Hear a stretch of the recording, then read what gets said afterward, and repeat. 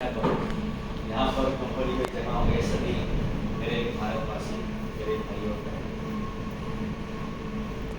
हम जब इस हॉल में आए तो वहाँ से अब तक जब मैं बात करना शुरू किया उसके बारे में दो चीज़ें मैं बताना चाहूँगा। पहली बात यह है कि इसी पिपरी रोड में टाटा मोटर्स बोल की एक कंपनी है। जब रतन टाटा जी वहाँ पर आते हैं तो उनके कामगारों के साथ अपने कंपनी में काम करने वाले छोटे छोटे आदमियों के साथ भी वो कैंटीन में एक साथ बैठ के खाना खाते हैं। जब एक बार ऐसे ही कंपनी के किसी प्रोग्राम में फोटो निकालने का मौका आया तो ऐसे आपके जैसे बड़े बड़े लोग थे जो बैठने को तैयार ही नहीं थे, सारे खड़े ही रहते थे। लेकिन जब ट्रेन में बैठने को जगह नहीं ऐसा देखने लगा तो रतन टाटा खुद नीचे बैठ गए।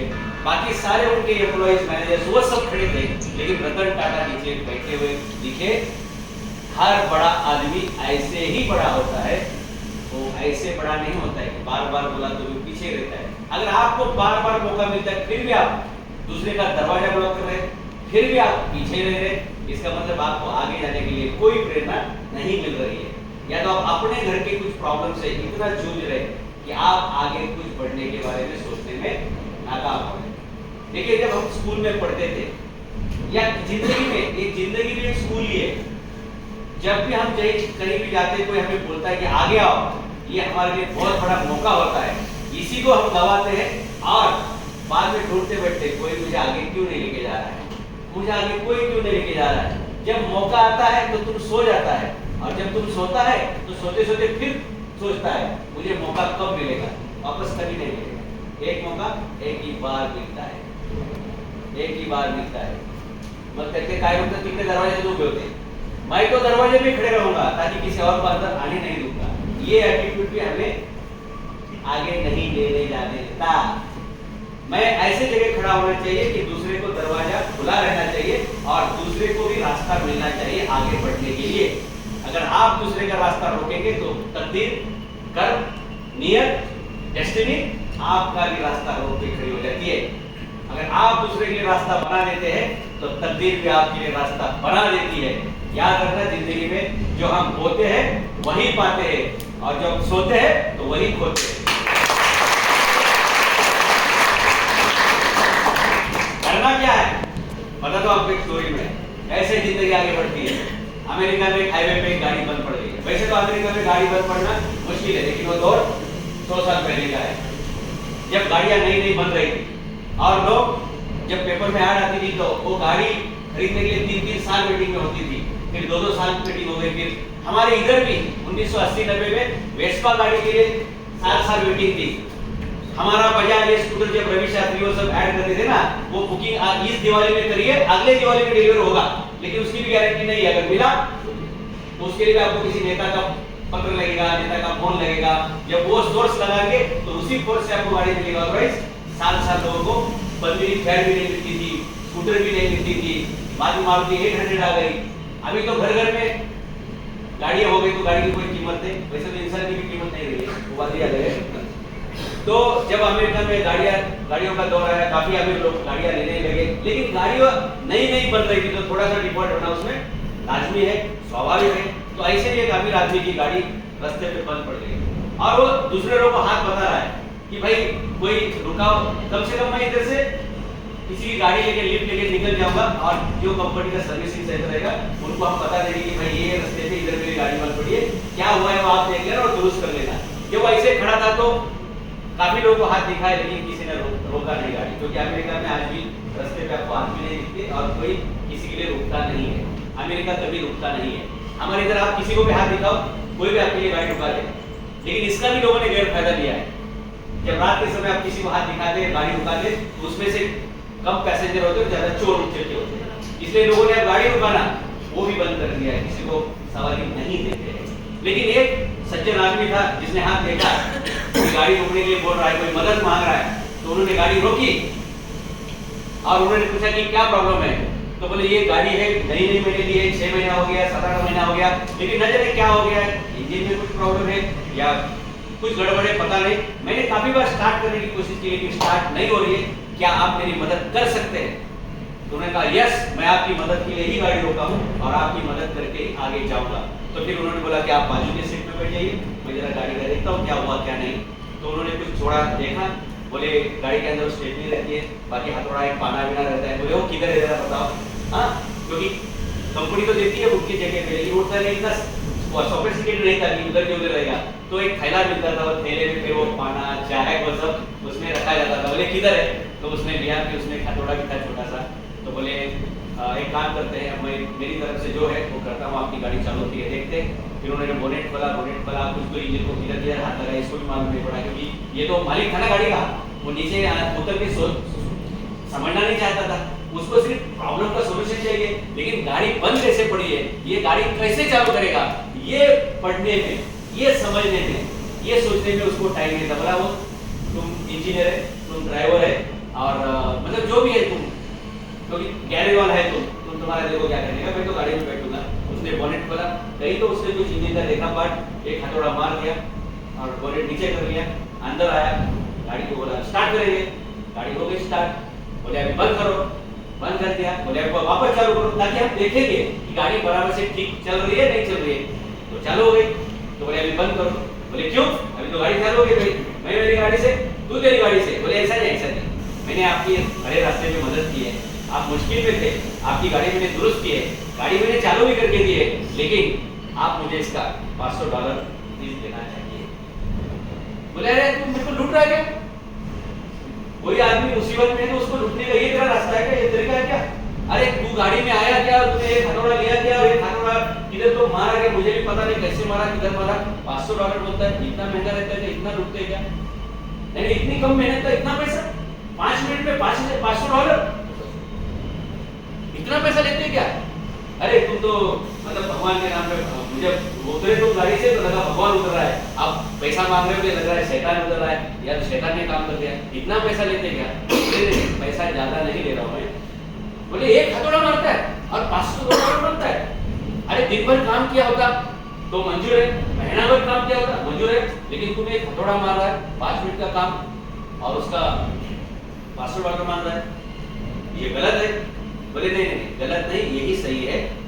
मैंने जो हथौड़ा मारा, जिसकी आप बात कर रहे, एक हथौड़ा मारा, उसकी कीमत एक ही डॉलर है, लेकिन ये हथौड़ा किधर मारना चाहिए, कब मारना चाहिए, किस डायरेक्शन में मारना चाहिए, किस फोर्स में मारना चाहिए, ये सीखने के लिए मैंने 50 साल कर लिया है। उसका $499 और हथौड़े का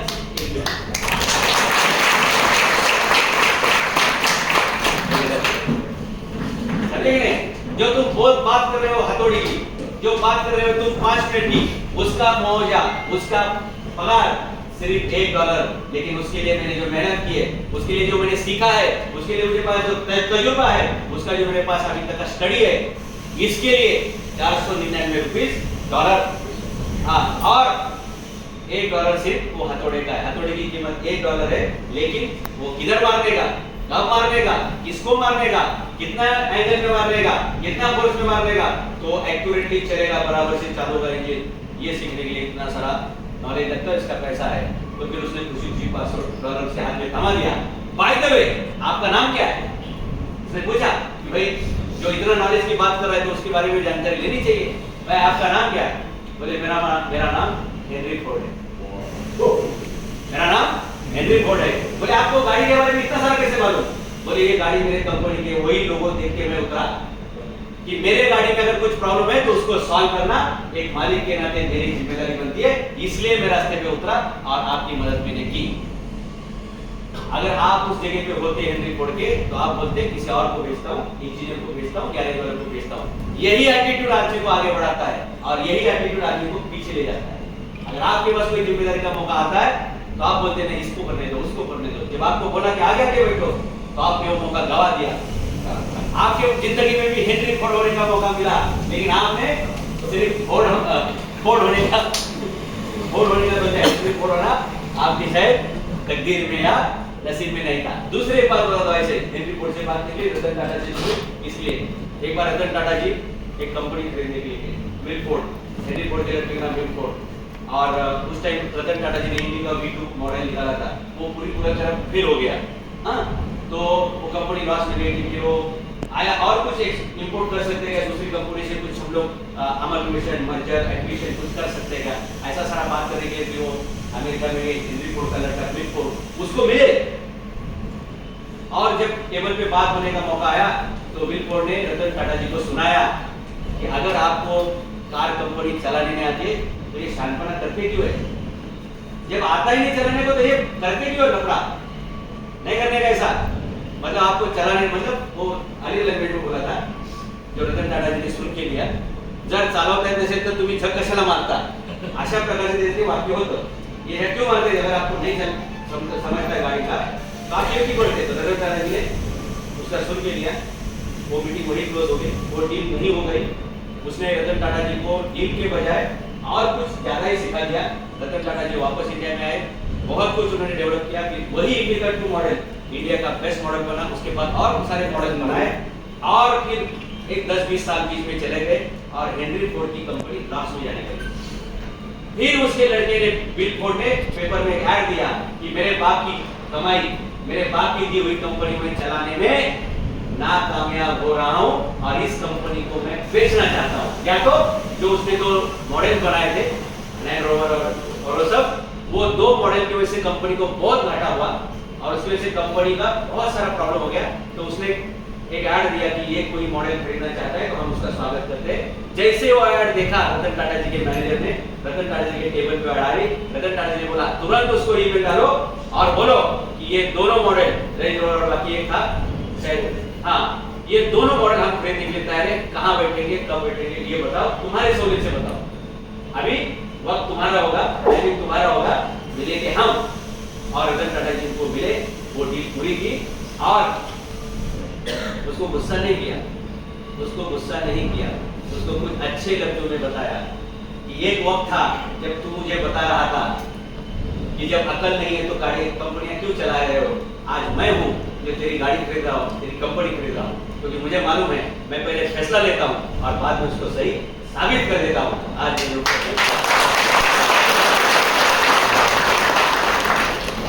ऐसे ही हमारी जिंदगी में बहुत सारी चीजें अगल बगल में होती है. आप कैसे रिएक्ट करते हैं इसके ऊपर आपका फ्यूचर है.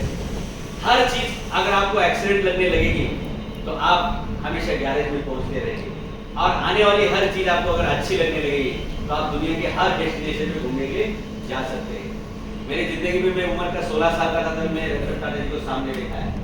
उन्होंने मुझे 2500 की स्कॉलरशिप दी थी और जो मैंने हेनरी फोर्ड का किस्सा बताया वो हेनरी फोर्ड का प्लांट देखने के लिए पिछले साल मैं अमेरिका में भी गया था, डेट्रॉइट में जाके उनका पूरा का पूरा वो प्लांट 700 एकड़ में वो प्लांट है, वो खास देखने के लिए मैं पूरे एक दिन उनके कंपनी में घूम रहा था.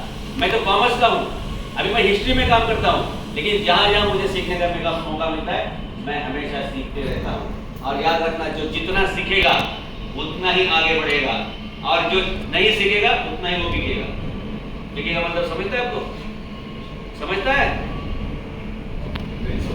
नहीं समझे तो मैं भी ज्यादा समझाने की कोशिश में क्यों जाऊंगा, क्योंकि जिसको समझना है वो तुरंत समझ लेता है और जिसको नहीं पकड़ना है वो नहीं पकड़ लेता है. तो नहीं पकड़ लेता है तो मैं उसको नहीं पकड़ लेता है, मैं उसको छोड़ देना चाहूंगा. ठीक है, तो हमें मौका सबको मिलता है, लेकिन हम मौका कैसा उठाते हैं, हम कैसा आगे जा सकते हैं. हम हमेशा ये देखते हैं इनके बारे में हो, इनके बारे में हो, इनके बारे में. आपने कभी ऑब्जर्व किया क्या मामला क्या रहता है? ये लोग कौन है? ये लोग वो लोग हैं जो कंपनी में सबसे पहले आते हैं और ये लोग वो है जो कंपनी से सबसे आखिर में जाते हैं. इसलिए मालिक है. मालिक वही बनता है जो सबसे पहले आता होगा और मालिक वही है जो सबसे लास्ट में आखिर में जाता होगा. और जो लेट आता होगा सबसे और सबसे पहले जाने का सोचता होगा कि कल दिवाली अभी तो मैं भागूंगा, इसका क्या लेक्चर सुनने का, इसको किसने बुलाया ऐसा मन में आ रहा है. क्योंकि आप लड्डू पेड़े में खुद को खोल रहे हैं, घुमा रहे हैं. एक्चुअली जिंदगी में ये नहीं सोचना है कि हमें लड्डू कितने मिलेंगे, हमें खाने को क्या मिलेगा, अभी वो गिफ्ट में क्या होगा, इसमें ज्यादा दिलचस्पी नहीं रखनी चाहिए. हमारी जिंदगी बेहतर कैसी होगी इसमें हमने दिलचस्पी लेनी चाहिए. काफी सारे लोग तो इंडिया में ऐसे कि जिनको किताब देख के नींद आती है, सोते हैं. याद रखना, जो जिसको किताब देख के नींद आती है उसको जिंदगी भर जाग जाग के काम करना पड़ेगा. क्या? जाग जाग के काम करना पड़ेगा. और जिसको किताब देख के अच्छा लगता है वो सोते सोते पैसा कमा लेगा, सोते सोते. ये ज्ञानाची इन्वेस्टमेंट है. शिकायची तयारी पाहिजे, काही ऐकायची तयारी पाहिजे. आम्ही कोणाचं ऐकायला मोकळं नाही. अगर आप किसी साथी को बताओगे ना ये ऐसा नहीं करने का, ऐसा कर, ए मेरे को मत सिखा, मेरे को मालूम है सब. जिस दिन आपका एटीट्यूड ऐसा रहता है कि मुझे सब मालूम है, मुझे मत बताओ, मुझे मत समझाओ, समझ जाने का कि ये बंदा इधर ही रहने वाला है, ये आगे नहीं बढ़ने वाला है, ये इसी कंपनी में ज्वाइन किया और इसी कंपनी में रिटायर होगा, इसी पगार पे चालू किया और इसी पगार पे खत्म होने वाला है, क्योंकि वो सीखना नहीं चाहता है. ठीक है. अमेरिका में ऐसे कितने सारे लोगों को हमने देखा है पढ़ाई किताबों में कि जो सिपाही से उनकी जिंदगी शुरू हो गई, एक लेबर से शुरू हुई और बाद में वो सीईओ तक जाते हैं, कंपनी के मालिक हो जाते हैं. क्यों होते हैं? क्योंकि हर चीज को वो सीखने के लिए हमेशा तैयार है. प्रत्येक वेळी शिकायला ते तयार आहे. आपलं कसं आहे, शिकायला नाही, आपण विकायला तयार आहे. काय विकायला तयार आहे आपण? आपली जमीन विकतो, आपले गावची घरं विकतो. कशासाठी? तर नवीन काही कमवतो झालं नाही ना. जब हम नया कुछ कमा नहीं रहे तो हमारा रास्ता क्या आखिरी?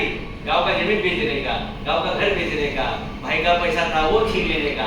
ऐसा ही होना ना, ऐसा ही होगा ना. जब आपकी जरूरतें बढ़ेगी, पैसा कम रहेगा तो आप क्या करेंगे? आप दिमाग आगे बढ़ने के लिए नहीं लगाएंगे. रेडीमेड कहाँ से मिलेगा? इस पे लगाएंगे और इधर ही हम लोग फंस जाते हैं. भगवान राम ने अपने घर से क्या लिया था? कुछ नहीं, सिर्फ अपने कपड़ों के ऊपर, एक जोड़ी कपड़े के ऊपर उन्होंने घर छोड़ा था. इतिहास तैयार हो गया ना. छत्रपति शिवाजी महाराज के पास क्या था? ऐसे ही छोटे छोटे लोगों को उन्होंने साथ में लिया, हर जात के, हर धर्म के लोगों को उन्होंने साथ में लिया और एक नया इतिहास खड़ा किया. औरंगजेब के पास तो 7 लाख से ज्यादा मिलिट्री थी, लश्कर था, लेकिन फिर भी वो हारता रहा. और शिवाजी महाराज के पास तो 60-70 हजार भी मावले नहीं थे, फिर भी शिवाजी महाराज जीतते रहे. क्योंकि औरंगजेब के प्रॉब्लम क्या था कि औरंगजेब के पास मुझे पगार कब मिलेगा ये सोच के लड़ने वाले सैनिक थे. और शिवाजी महाराज के पास पगार के लिए नहीं, ईमान के लिए, जमीन के लिए, अपने देश के लिए लड़ने वाले लोग थे. इसलिए वो जहां भी जाते थे वो जीतते थे. इसलिए मराठा उसको कहते हैं. यही समझ में आना चाहिए कि हम पगार के लिए नहीं काम करेंगे, हम काम करेंगे अपने भविष्य के लिए. और याद रखना, जो ज्यादा काम करता है भगवान उसके साथ होता है, जो कामचोर होता है उसके साथ मालिक भी नहीं होता है. आप परफॉर्म करोगे आपको प्रमोशन होता है. अगर आपके मन में ये भी सवाल होगा कि हमारा मालिक हमसे ज्यादा काम करवा के ले रहा है, पगार बहुत कम देता है ना, ऐसे ही बनते हैं ना. बिल्कुल, इसलिए तो आप मजदूर है, इसलिए तो आप एम्प्लॉई है. और इनके मन में एक सवाल रहता है कि मैं पगार ज्यादा देता हूँ लेकिन इसलिए काम बहुत कम करते. ऐसा ही है ना, है ना. क्योंकि आप आपके जगह पे सही है कि हम ज्यादा काम कर रहे हैं, पगार कम मिल रहा है, ससुर हमको बहुत कम दे रहा है. और ये का सोच रहा है हम पगार तनख्वाह तो बहुत बढ़िया दे रहा है, ये तो कामचोर है. 10 बजे के बजाय 10:30 को आ रहा है, 6 बजे के बजाय 5:30 बजे आ रहा है, आधा घंटा खाने का छुट्टी है, ससुरा 1 घंटा उधर ही घूम रहा है. यही हो रहा है ना. अब तो यहाँ ससुरे हाथ में बैठे हैं, नीचे की मशीन तो बंद करनी चाहिए कि नहीं? करनी ही चाहिए कि भाई जब मैं काम मशीन पे नहीं हूँ तो मशीन पे बंद करनी चाहिए. बराबर. मेरा क्या जा रहा है, मालिक का होने दे नुकसान, मेरी दिवाली उसका दिवाला. ऐसा ही सोचते थे. मेरा एक दोस्त था, उसका एक दोस्त था, इतना बता दिया ठाकुर साहब. तो मेरा एक दोस्त था, उसका एक दोस्त था, दोनों कॉलेज में एक साथ पढ़े और बाद में इंजीनियरिंग होने के बाद ऐसे उन्होंने अपनी जिंदगी करते हुए दोनों ने साथ में शुरू किया. एक ही कंपनी में दोनों ने साथ में शुरू कर दिया. और बाद में ऐसा हो गया कि एक जो था वो जिस मशीन पे काम करता था 10 साल बाद भी उसी मशीन पे वो ऑपरेटर का काम कर रहा था. लेकिन 10 साल में चमत्कार ऐसा हो गया कि जो इसका दूसरा साथी था वो डायरेक्ट कंपनी का सीईओ तक बन गया. मर्सिडीज गाड़ी उसने दिवाली पे नया लिया और ये दिवाली का सारा पेड़ा वेड़ा लाडू खाने के बाद 1 हफ्ते के बाद वापस वो जब कंपनी में आ रहा था तो ये मर्सिडीज वाले को देखा कि कोई मेरे को हाथ दिखा रहा है. अब वापस से मैं रास्ते पे आ रहा हूँ, क्या कोई तो हाथ दिखाने वाले, कोई तो रुकना चाहिए. तो जिस आदमी ने हाथ दिखाया इसको पहचान का लगा कि अरे ये आदमी अपने कोई पहचान का जो हाथ दिखा रहा है. और जब अपन नया गाड़ी लेते हैं ना तो कोई भी आदमी हाथ दिखाएगा तो अपन रुकते. और क्यों? अपन ज्यादा उधर नहीं रहते, लेकिन संगी साधु रहते. मौका मिलेगा तो कौन छोड़ेगा, मौका परस्त रहते हम लोग. कोई हाथ दिखाए ना. और वैसे भी जब किसी ने अपने गाड़ी को हाथ नहीं दिखाया तो भी हम गाँव खुद जाके गाड़ी दिखा दे पूरे गाँव को, मैंने गाड़ी लिया है, लेकिन मन में टेंशन रहता है इसका हफ्ता कैसे भरना. और हमारे गांव के लोग, हम हमारे रिश्तेदार, हमारे पड़ोसी बड़े नालायक लोग रहते हैं। जब आप पेड़ा उसके हाथ में रखते हैं ना, तो वो पहला पूछता है क्या डाउन पेमेंट कितना किया है और हफ्ता कितना है और एवरेज क्या है। तेरे को पेड़ा दिया है, तुरंत निकल ले और इधर से निकल ले, बाकीच्या उत्तर ती करतो कशाला, पण आपल्याला वाईट वाटतं आपण गाडी घेऊ शकलो नाही। मग त्याला असे ट्रिकी प्रश्न विचारायचे, डाउन पेमेंट किती केले म्हणजे कर्ज किती बाकी आहे, दुसरे हप्ता किती आहे त्याला, आणि ॲव्हरेज किती आहे। ॲव्हरेज म्हणजे ह्याचा ॲव्हरेज खाली आला ना यार, म्हणजे गलत डिसिजन दिला, इतना महंगा गाडी लेने की क्या जरूरत थी। आमचे तर पाटील देशमुख अशीच आहे, कमी ॲव्हरेजची गाडी घेतात, बुलेट कायम सिलेंडर लेट। अरे गाड़ी लेने के तो पहला सस्पेंशन देख, एवरेज देख, परफॉर्मेंस देख, ये आवाज देखता है टाक टाक टाक टाक। अरे आपल्या गावाला कळलं पाहिजे, पाटील आले पाटील गेले, आले पाटील गेले, पाटील आले पाटील गेले, नंतर कळलं पाटील कामातून गेले।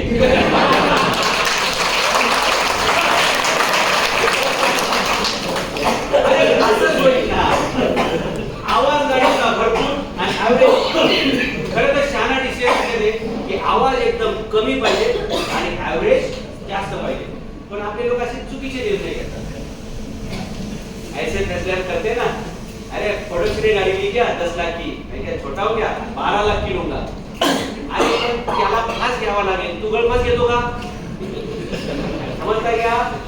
उसने तो ईएमआई के चक्कर में अपना सारा वोट दिया है, तू क्या पूरे परिवार का वोट देगा आपका भर करके, तेरे को जरूरत है क्या। तू ऐसे भी चल के कंपनी में जा सकता है, टू व्हीलर में जा सकता है, साइकिल में जा सकता है, लेकिन जो पड़ोसी है ना उससे आपको जलन है तो धुआं तो निकल रहे लगा है, फिर ये काम पे जाता है, इसके बीवी भी काम पे जाती है, इसके बच्चे भी काम पे जाते हैं। कौन सी गाड़ी के लिए, जो गाड़ी अभी घर में ही पड़ी है, चलाने के लिए कोई है नहीं, सारे काम पे लगे क्यों कि इसका ईएमआई भर देगा, तो आपने तो इज्जत का फायदा ना भाई। और लोग बड़े शातिर होते हैं क्या, जब आपकी गाड़ी आपके घर के पास नहीं दिखती ना तो लोग आके पूछते भाई गाड़ी किधर गई, गाड़ी नहीं दिख रही। जब आप पेड़ा दे रहे थे, जब गाड़ी आई तो आपकी गाड़ी के पास नहीं देख रहा था, उसके मन में ऐसा लग रहा था कि इसने कहीं टाका तो नहीं डाला, चोरी तो नहीं की, किसी को लूट तो नहीं लिया, इसके पास कहां से पैसा है। अभी क्या सोचता है, शायद बैंक ने उठा लिया लगता है। 2 दिवस गाड़ी दिसती ना की लगेच बँकेत घेऊन गेला, हे विचारणार बरं का, ये पूछेगा आपको अरे बैंक ने लेके गया क्या, ऐसा। एक और छोटा किस्सा बताता हूं आपको।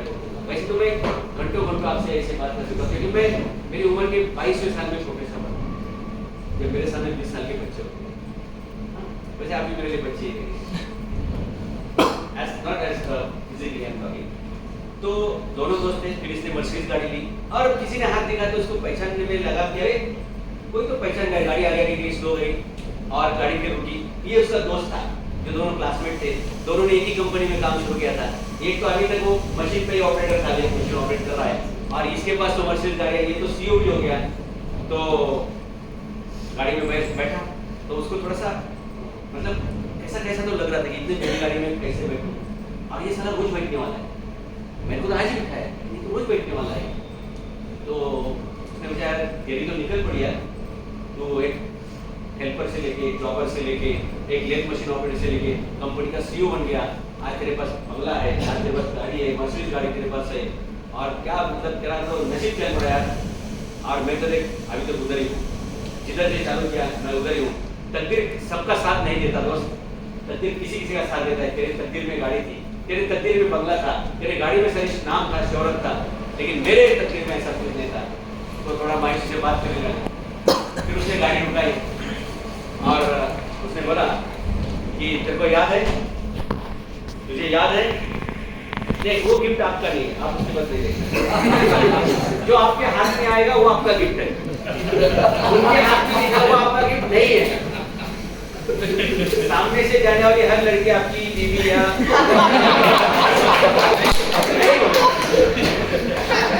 वहां पर सिर्फ आंखों से ही आप पैसा लाते, आगे का मत सोचना। नहीं तो आंखों की बात हाथों तो चली जाएगी, हाथा पाई तो चली जाएगी, लेने के देने पड़ जाएंगे, है कि नहीं। तो हम लोग कहा थे हाँ तुम्हारे तकदीर में है, मेरे तकदीर में है, तुम्हारे तकदीर में नहीं है। वो क्या बोल रहा है, मेरे तकदीर में नहीं है, तुम्हारे तकदीर में था। ऐसा किसी किसी का नसीब होता है यार, किसी किसी का डेस्टिनी होता है, किसी का फॉर्चून होता है। तो उसने गाड़ी रुकाई, बोला तुझे याद है जब हम दोनों ने कंपनी ज्वाइन की थी तो उसके बाद 1 हफ्ते बाद क्या मामला हुआ, तुझे याद है वो दिन? बोले ऐसी छोटी छोटी बातों को क्या याद रखने का, जिंदगी तो ऐसे ही चलती रहेगी। नहीं नहीं नहीं, बोला ये बात को याद तेरे को रखना पड़ेगा, और नहीं याद है तो मैं तेरे को याद दिलाता हूँ। जब अपन कंपनी में काम करने लगे, ठीक है, तू तो अपना दिन गुजारने के लिए काम करता था, लेकिन मैं मेरी जिंदगी संवारने के लिए काम करता था। तू तेरा जिंदगी गुजारने के लिए काम करता था, मैं मेरी जिंदगी संवारने के लिए काम करता था। 1 हफ्ते के अंदर मालिक का मेरे ऊपर बहुत विश्वास हो गया कि ये लड़का बहुत ईमानदार है, रेगुलर आता है, रेगुलर काम करता है, और जो बोला है वो सही सही काम करता है, कुछ पेंडिंग नहीं रहता है, ये आदमी लायक है। तो फिर मालिक ने अपने उसी दिन से मेरे को फैक्ट्री की चाबी देना चालू किया और बोले राजू सबसे लास्ट तू जानेगा। क्या? सबसे लास्ट तू जानेगा। अगर तुमको अगर मालिक बोलेंगे ना ये चाबी ले तू लास्ट जानेगा, तो तुम बोलेंगे ये चाबी तुम्हारा, तुमको रखो, मेरे को नहीं मांगता है। बराबर? तो उसको जिम्मेदारी दी कि तुम सबसे लास्ट में जाएंगे और पूरा शटर इंटर बंद करके तुम जानेगा। बराबर? तो उन्होंने मेरे को चाबी दिया। कुछ महीने बीच में चले गए, 1 हफ्ते में विश्वास हो गया, कुछ महीने ऐसे बीच में चले गए, लेकिन बाद में एक बार क्या हो गया याद है तुझे कि एक दिन हम लोग कंपनी बंद किए और 2-3 किलोमीटर हम लोग पैदल जाने के बाद फिर घर पे जा रहे थे, तो मेरे ध्यान में क्या रे एक मशीन तो चालू है, कुछ लाइट चालू है, वो अपने को बंद करनी चाहिए। मैंने कहा कि चल अपन वापस जाएंगे, वो शटर खोलेंगे, मशीन बंद करेंगे, लाइट बंद करेंगे। तो उस समय तूने बोला मुझे क्या तेरे बाप का क्या जा रहा है, लाइट तो मालिक की जल रही है, मशीन तो मालिक की चल रही है, तू तेरे पगार से काम करना, तेरे को जितना पगार मिला उतना ही सोचना, तू ज्यादा क्यों सोचता है। तो उस समय जब तूने ऐसा बोला तो मैंने कहा कि जा तू मेस पे चला जा और खाना खा के तू सो जा। तू तुरंत वहां से मेस पे गया, खाना खाया, सो गया, लेकिन मैं उसी समय 3 किलोमीटर वापस रात को पैदल वापस चला गया। मैंने शटर खोला, मैंने मशीन बंद की, मैंने लाइट बंद कर दी, और यही बात जब मालिक को मालूम पड़ी तो मालिक ने जो चाबी सिर्फ मुझे शटर बंद करने के लिए दी, उसी समय मुझे कहा कि ये लड़का सही है, इसको जिम्मेदारी का एहसास है कि मालिक ने विश्वास रखा है तो उसको हमने सही तरीके से काम करना चाहिए। उसी समय मालिक ने सोचा कि इस लड़के को हम मौका देंगे, ये पूरी फैक्ट्री संभालने के लिए कामयाब हो सकता है, संभाल सकता है। फिर एक मजदूर तू भी था, एक मजदूर मैं भी था, एक मजबूर तू भी था, एक मजबूर मैं भी था, लेकिन मैं अपनी मेहनत और ईमानदारी मैंने दिखा दी। मालिक ने मुझे मजदूर से उठा के टीम लीडर बनाया, टीम लीडर से लेके आगे बढ़ाया, और आज मैं कंपनी का सीईओ हूँ। और तेरी खुशी के लिए बताता हूँ और कि मालिक की लड़की के साथ अगले महीने मेरी शादी है।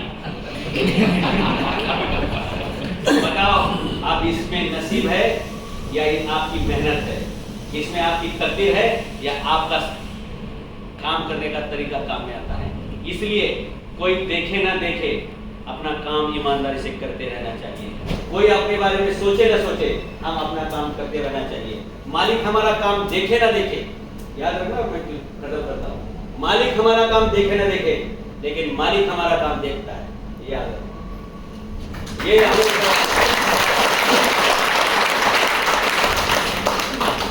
और उसके दरबार में ना कभी अंधेरा होता है ना कभी देर होती है, याद रखना। आपको लगता है कि कभी कभी मैंने कुछ काम किया लेकिन मेरे को 2-3 साल रिजल्ट नहीं मिले, नहीं, खाना तो बनता है लेकिन थाली में गर्मा गर्म डालने के बाद उसका निवाला नहीं बनता है, नहीं तो हाथ भी जलेगा और मुंह भी जलेगा। इसलिए भगवान ये सोचता है आपके लिए कि आप बनाए हो, पकाए हो, थाली तक आने दो और थाली में थोड़ा उसको ठंडा होने दो ताकि आप उसको उठा सको और आप उसको खा सको, फिर वो आपके पेट में चला जाता है। वैसे सक्सेस पचाना चाहिए, मेहनत पचाना चाहिए, डाइजेस्ट होना चाहिए। आप कितनी भी अच्छी मेहनत करते हो लेकिन वो डाइजेस्ट होना चाहिए, और वो डाइजेशन मतलब पेशेंस है, आपके पास सब्र होना चाहिए, संयम होना चाहिए। और जब आदमी के पास ये सब होता है, देखिए हमेशा आप यही सोचते ना कि मालिक ने मुझे हर साल प्रमोशन देना चाहिए, लेकिन क्या कभी आपने ये सोचा है कि मैंने मालिक को हर साल में क्या दिया है? मेरे पास भी काफ़ी लोग काम करते थे, अभी कोविड के बाद तो मैं ज़्यादा झंझट नहीं रखता हूँ और बहुत जल्दी मैं फिलोसॉफी समझ चुका हूँ, इसलिए भी ज़्यादा झंझट में जाता नहीं। तो मेरे पास ये भी कर्मचारी कोई आता था और बोलता था कि सर मेरा पगार बढ़ा के दो, चाहे ड्राइवर हो या कंप्यूटर ऑपरेटर हो, जो भी है। जब वो मुझे पूछते थे कि मुझे पगार बढ़ा के दो तो मैं उनको चाय पिलाता था, एक कागज उनके हाथ में देता था और एक पेन उनके हाथ में देता था, उनको मैं 10 सवाल उसमें पूछता था। उसमें का एक सवाल मैं आपको बताता हूँ कि उसका सवाल एक ही होता था कि मेरा पगार बढ़ा के दो, मेरे सवाल 10 होते थे, उसमें का एक सवाल होता था कि आपके पगार बढ़ाने के 10 कारण बताओ। आपका पगार क्यों बढ़ाया जाना चाहिए, उसके 10 कारण बताओ। फिर वो जल्दी आता था क्या? नहीं। फिर उसने प्रोडक्शन बढ़ाया क्या? नहीं। उसने स्पीड बढ़ाया क्या? नहीं। उसने एक्यूरेसी बढ़ाई क्या? नहीं। उसने नंबर ऑफ आवर्स बढ़ाया क्या? नहीं। जब इसके सारे जवाब नहीं आते थे तो मैं उसके नीचे जवाब एक लाइन में लिख के देता था। अगर ये ऊपर के सारे जवाब नहीं है, इसका मतलब आपको सैलरी बढ़ा के नहीं है। समझ में आ रही बात? जब आप खुद आगे बढ़ना चाहते हैं तो ही परमेश्वर भगवान आपके साथ में होता है।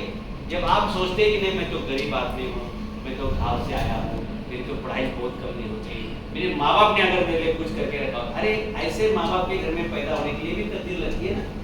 वो पहले जमाने में क्या होते ना, पहले जन्म में, तो आज आप टाटा बिरला के घर पे पैदा हुए होते। मैं भी हुआ होता, मेरे माँ बाप ने भी थोड़ा सा पुण्य किया होगा, ज्यादा नहीं, इसलिए कहीं तो मैं किसी रॉयल फैमिली में आया हूँ। तो हमारे सारे कर्म हमारे काम में आते हैं, चाहे अच्छे हो चाहे बुरे हो। इसलिए कोई देखे ना देखे, हम काम करते रहेंगे और अच्छा काम करेंगे। देखो गाड़ी रुकाएगी नहीं, हेनरी फोर्ड मालिक था बेचारा, लेकिन उससे उसको समझ में आया कि क्या प्रॉब्लम है, उसने वो सॉल्व किया। वापस कंपनी की स्पीड बढ़ी, कंपनी का मार्केट बढ़ा और हेनरी फोर्ड दुनिया का सबसे अमीर आदमी बना। गाड़ी रास्ते पे रोक के भी उसने गाड़ी दुरुस्त की, नहीं तो वो बोल सकता था ना, अरे मैं तो मालिक हूँ, मैं इंजीनियर को भेजता हूँ, मैं किसी असिस्टेंट को भेजता हूँ, है ना। तो ये हमारी प्रगति हमारे सोच के ऊपर डिपेंड है। हम कितना ऊंचा जाएंगे ये हमारे ऊंची सोच के ऊपर डिपेंड है। जितनी अच्छी सोच उतने हम आगे बढ़ सकते हैं। ऐसी ही सोच आप हमेशा रखें और जहां भी, यही नहीं, जहां भी आप काम करें मेहनत से करें, लगन से करें। इसलिए मैं वापस कहता हूँ, मालिक देखे न देखे, देखिए सूरज उगता है, कोई देखे ना देखे वो उगता ही है, और जब वो उगता है ना तो सबकी जिंदगी में प्रकाश आ जाता है। वैसे जब हम काम करते हैं ना तो हमारी जिंदगी में प्रकाश आ जाता है। ये बताने के लिए मैं आपको अधिकारी हूँ, इसलिए क्योंकि मैंने मेरी जिंदगी की शुरुआत 42 रुपया दिन की मजदूरी से की है। कितने? 42 रुपीज फॉर 12 आवर्स, यहाँ से मैंने शुरू किया है। और जब मैं कॉलेज में प्रोफेसर के रूप में पढ़ाता था तो मुझे उस समय घंटे का हजारों में मिलता था, और जब मैंने शिवाजी महाराज का लेक्चर देना चालू कर दिया तब मैं घंटों का लाखों में लेना चालू कर दिया। ये सबर का फल होता है और आगे बढ़ना चाहिए। इसलिए मैंने पिछले साल अमेरिका में भाषण दिया था, जहां पर इस देश के एक आदमी ने भाषण दिया है। 11 सितंबर 1893 विवेकानंद जी ने जहां पर भाषण दिया अमेरिका शिकागो, उसी मंच पर हिंदू धर्म का एक फिलोसोफर, एक तत्वज्ञानी के रूप में हमारा भाषण हुआ। जब मैं ये बोलूंगा तो आपको तुरंत विश्वास नहीं होना चाहिए, और नहीं होगा, क्योंकि हमारे देश में किसी फिलोसोफर को समझने के लिए 30 साल का कम से कम बीच में टाइम स्पेंड जाता है। वो जाना चाहिए, कारण आपके लोगों ने जोड़े लेकिन गलत है, क्या मनुष्य को नहीं कहा है। जब मेरे साहब के साथ सवेरे मुलाकात हुई, हमारी कुछ बातें हुई, जब उन्होंने कहा कि शाम को ऐसा ऐसा इनको कुछ एप्रिसिएशन करना है, दिवाली का कुछ गिफ्ट देना है, आप आपका समय देंगे क्या? तो मैंने कहा कि मेरा समय और मेरा ज्ञान यही मेरा गिफ्ट है, मैं और क्या दे सकता हूँ। और हमारी बात हुई, आगे की कुछ बात नहीं हुई। मैंने इनसे ये नहीं पूछा कि आपके मालिक कौन है, क्या है, क्या करते हैं, कुछ नहीं, और मुझे कितना देते, ये भी मैंने पूछा। समझ में आ रहा है क्या? जब हम काम करते हैं ना तो ये ऐसा होता है, हम जो काम लगन से करते हैं उसके साथ भगवान खुद हो जाते हैं। नहीं तो देखिए 140 करोड़ लोगों में से मेरे को ही क्यों इरिटेशन आता है, और मैं ही क्यों वहां पर भाषण करने के लिए जाता हूँ। और तकदीर साथ देती है, भगवान साथ देता है। जब मुझे अमेरिका में जाना था तो वीजा 3 साल के लिए वेटिंग था। मतलब जब आप अप्लाई करेंगे तो उसके बाद 3 साल बाद आपकी अपॉइंटमेंट मिलेगी, फिर अपॉइंटमेंट में आप पास होंगे या फेल होंगे वो बाद में का मामला है। क्या आपको लगता है 3 साल बाद मिलने वाला वीजा मैंने कितने महीनों में निकाला होगा, कितने सालों में निकाला होगा? ये नॉलेज की कीमत होती है, ये नेटवर्क की कीमत होती है। जो वीजा 3 साल बाद मुझे मिलने वाला था मैंने सिर्फ 5 दिन में निकाल के लाया, 5 दिन, वो भी बिना किसी रिश्वत के। ये इंपॉर्टेंट है। जब किस्मत में होगा तो रिश्वत काम नहीं करेगी, और किस्मत में नहीं होगा ना तो रिश्वत से कुछ नहीं होने वाला है। और हमारे हमारे देश में तो क्या हो रहा है आप सब देख रहे हैं, ज़्यादा बात नहीं करूँगा। आपने मुझे बुलाया मनोहर सर, आपके मालिक, तुमचे मालक, तुमचे संजय, संतोष जी आणि अजय जी, आपल्या दोघांचे मी आभार व्यक्त करतो ज्यांनी वेळात वेळ काढून हे ऐकलं. लक्षात घ्या, मला वाटतं 8 दिवस काम केल्यावर 8 मिनिटं तरी असं नवीन काहीतरी ऐकत चला, म्हणजे प्रगती होत जाईल. जो सुनेगा वही आगे बढ़ेगा, जो नहीं सुनेगा वही बैठेगा. और क्या, इसलिए सुनना चाहिए. आप कभी मंदिर में जाएंगे तो भगवान ने आपसे बात की क्या? नहीं, भगवान हमेशा आपकी सुन रहा है, इसलिए वो भगवान है और बड़ा हो रहा है. इसलिए सुनना समझो. सुनना बहुत बड़ी आदत है, बहुत अच्छा गुणधर्म है. हमें सुनना चाहिए. और हमें क्या सुनना चाहिए, ये पहले सुनना चाहिए. नहीं तो कुछ लोग चलते चलते भी गाना सुनते रहते, वो पार्क में आते तो भी गाना सुनते, औरत बोल रहा है खाना ठंडा हो रहा है फिर भी गाने सुन रहा है, बच्चे स्कूल जा रहे हैं. अरे कब तक गाना सुनिए? जिंदगी का गाना तो ऐसे ही बढ़िया है. उसके लिए ना तो टेप रिकॉर्डर की जरूरत है, ना माइक की, ना मोबाइल की जरूरत है. जितना मोबाइल से लंबा रहोगे ना उतना ज्यादा रिच बनोगे. मालूम है, जेवढे मोबाईल पासून लांब थांबतात तेवढेच तुम्ही श्रीमंत होतात, पुढे जातात. मोबाईल हे खेळणे टाइमपास झालेला है. उसके चक्कर में ज्यादा मत रहो. कभी कभी आपका हाथ कट सकता है, कभी आपकी जान जा सकती है, कभी आपका एक्सीडेंट हो सकता है इस मोबाइल के चक्कर में. इसलिए बड़ी बड़ी कंपनियों में मोबाइल पाबंदी है, मोबाइल अलाउड नहीं है. मोबाइल आपकी बीवी नहीं है जो साथ में हमेशा लेके घूमना चाहिए. मोबाइल आपका बच्चा नहीं है जो हमेशा कंधे पे लेके घूमना चाहिए. मोबाइल आपका दोस्त नहीं है जो सोते समय में आप साथ में लेके सोते लोग. ये गलत है. थोड़ा से लंबा रहेंगे अच्छा रहेगा. आप सभी लोगों ने इतना शॉर्ट नोटिस पे यहाँ पर आए. दिवाली की आपको खाई है, घर पे कंदील लगाने हैं, घर पे लाइट लगानी है, बीबी के फोन आ रहे हैं. जिनकी शादी हुई उनकी बहुत से लोगों की तो शादियां नहीं हो रही है क्योंकि लड़कियों की उम्मीदें इतनी ज्यादा बड़ी है. वो सोचे लड़का परमानेंट होना चाहिए, गवर्नमेंट में होना चाहिए, उसका पगड़ा होना चाहिए, उसकी गाड़ी होनी चाहिए, उसकी तनख्वाह होनी चाहिए. ए भाई तेरे पास क्या है? मतलब लड़की के पास क्या है? तू कैटरर में क्या क्या? लेकिन गांव की देहात की लड़कियां भी ऐसे बड़े बड़े इतने और इतनी बड़ी बड़ी उसकी ख्वाहिशें है कि आज महाराष्ट्र में नहीं पूरे देश भर में हमारे 40% बच्चे बिन शादी के, बिना शादी के बेचारे कमारे ही मर जाएंगे. ऐसे मुझे तो लग रहा है. अरे अभी इसमें कमारे. और यही हाल था ना हमारी अगले 20 साल के बाद आबादी आधे जाने वाली है. आधे पे कंट्रोल करने की कोई जरूरत नाही. यांनी बाहुलीवर लग्न करायचे आणि त्या बाहुल्यावर लग्न करायचे. 20, 22, 25 साल तेरा नहीं कैसा खाया था अपने वाले आपके घर तो तू होने वाले अपने पति से क्या मिलेगी? पैसा देगी. पैसा तू बता. मेरा एक तो से गाड़ी आ गया और हाईवे ट्रिप चल गया. फिर माँ ने फैसला कर दिया कि मैं इस रात नहीं आऊंगी. किसके साथ? और हमेशा गरीबों की माँ में एक बड़ा अलग है. तो दे रहे हैं तेरे को और तेरे घर में एसी का कूलिंग ज्यादा हो रहा है. अरे तू सेफ खड़े साथ क्या गरीब है ना बड़ा आप तो इसके पास गाड़ी थी बोला था ये सब था तो दोनों एक दिन रहा. तो उसके बाद झगड़े वो जो हमें उसने बोला बता से लेकर पीछा क्या कॉम्पिटिशन हो रहा है लेकिन आज मेरे पास तेरे पास है बंगला तेरे पास वो यही होता है. बोल रहे हो क्या होता है? वो दीवार नहीं होता है.